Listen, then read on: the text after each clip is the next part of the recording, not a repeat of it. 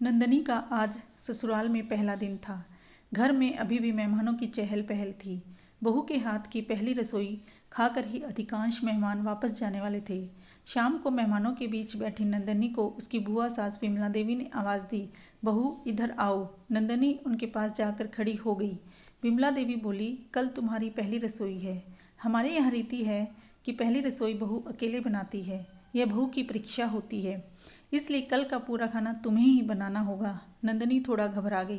विमला देवी आगे बोली, सभी रिश्तेदार तुम्हारे हाथ का खाना खाकर ही जाएंगे। क्या क्या बनाना है वह भी अभी देख लो।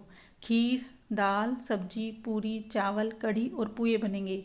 रसोई में जाकर सामान भी देख लो कि क्या कहाँ रखा है, ताकि सुबह कोई परेशानी न हो। जी बुआ जी, नंदनी ने धीरे से कहा। रात को जब वह अपने कमरे में पहुंची तो उसके मन में तरह तरह के विचार आने लगे। इतने लोगों का खाना, मैंने तो कभी इतने लोगों के लिए खाना नहीं बनाया। यहाँ सबकी पसंद नापसंद भी नहीं पता। कहीं कुछ खराब हो गया तो क्या मैं सब संभाल पाऊंगी? वह देर रात तक इन्हीं बातों के बारे में सोचती रही। तभी उसकी बड़ी जेठानी पूजा कमरे में आई। क्या बात है देवरानी जी, इतनी परेशान क्यों लग रही हो? नंदिनी ने अपनी चिंता बता दी। पूजा मुस्कुराई और बोली, घबराओ मत, आराम से सो जाओ, सुबह सब ठीक हो जाएगा। लेकिन दीदी, मैंने कहा ना, चिंता मत करो, जितना सोचोगी उतनी घबराहट बढ़ेगी। पूजा की बात सुनकर नंदनी को थोड़ी तसल्ली मिली और वह सो गई। अगली सुबह नंदनी जल्दी उठकर तैयार हुई और रसोई में पहुंच गई। लेकिन रसोई में पहुंचते ही वह ठिठक गई। बड़े भगोने में खीर बनी हुई थी। एक तरफ दाल तैयार रखी थी, सब्जी भी बन चुकी थी, यहाँ तक कि आटा भी गूंथा हुआ रखा था। नंदनी हैरान से चारों तरफ देखने लगी। ये सब किसने बनाया? कल तो सब कह रहे थे कि पूरा खाना मुझे ही बनाना है। तभी पीछे से पूजा की आवाज़ आई, इतना हैरान मत हो नंदनी। नंदनी ने मुड़कर देखा। सामने पूजा और रेखा खड़ी मुस्कुरा रही थी। दीदी, यह सब किसने बनाया? नंदनी ने आश्चर्य से पूछा।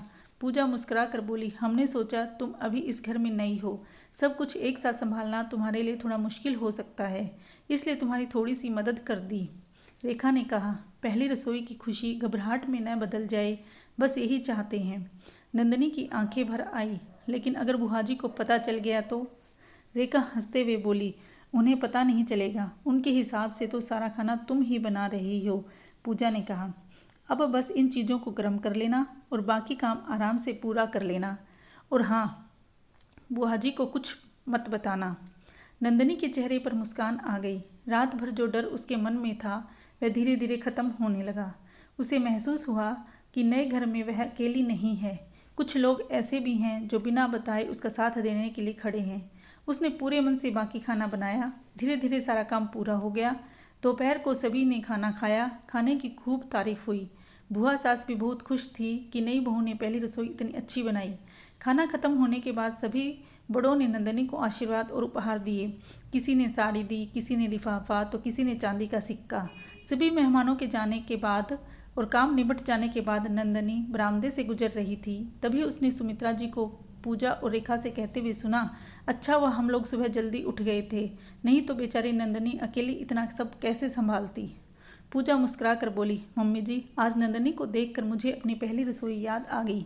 मैं भी तो ऐसे ही घबरा गई थी। इतने सारे लोगों का खाना देखकर लग रहा था कि कैसे संभालूंगी। रेखा ने भी सहमति से सिर हिलाया। सच कह रही हो दीदी, सुमित्रा जी ने गहरी सांस लेते हुए कहा। इसलिए तो मैं नहीं चाहती थी कि नंदनी भी वही सब परेशानियां झेले जो तुम दोनों ने झेली थी। नई बहू जब घर में आती है तो उसे अपनापन मिलना चाहिए, डर नहीं। पूजा बोली, हमने भी यही सोचा था मम्मी जी। अगर हमें उस समय कोई थोड़ा सा सहारा दे देता तो हमारी घबराहट भी कम हो जाती, इसलिए हमने नंदनी का थोड़ा काम आसान कर दिया।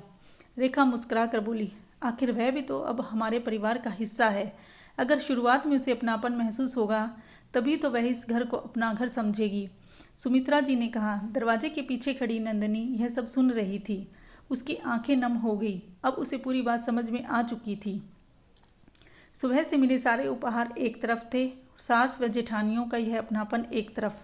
उसे लगा कि रिश्ते खून से नहीं बल्कि ऐसे ही छोटे छोटे सहयोग और संवेदनाओं से बनते हैं। उस दिन नंदनी के दिल में अपनी सास और दोनों जेठानियों के लिए सम्मान कई गुना बढ़ गया। तभी उसकी माँ का फ़ोन आया। हेलो बेटा, कैसी रही पहली रसोई? माँ ने उत्सुकता से पूछा। नंदनी के चेहरे पर मुस्कान आ गई। बहुत अच्छी रही मम्मा, इतने लोगों का खाना था, डर नहीं लगा। शुरुआत में तो बहुत डर लगा था कि मैं कैसे कर पाऊंगी, लेकिन यहाँ मम्मी जी और दोनों भाभीयों ने मुझे अकेला महसूस नहीं होने दिया। अच्छा कैसे? तब नंदनी ने सारी बात अपनी माँ को बता दी। उधर माँ की आवाज़ में भी खुशी आ गई। देखो बेटा, हर घर में अलग अलग स्वभाव के लोग होते हैं। नंदनी मुस्कुरा कर बोली। हाँ अम्मा, आज समझ में आ गया कि अपनेपन का मतलब केवल मीठी बातें करना नहीं होता, कभी कभी बिना बताए किसी का बोझ हल्का कर देना भी अपनापन होता है।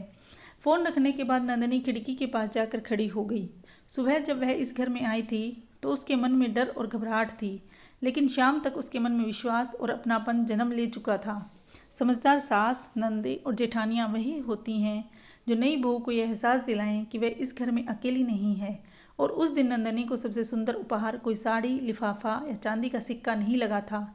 सबसे बड़ा उपहार था अपनी सास और जेठानियों का वह मौन सहयोग, जिसने उसके मन में इस नए परिवार के लिए सम्मान, विश्वास और अपनापन भर दिया था।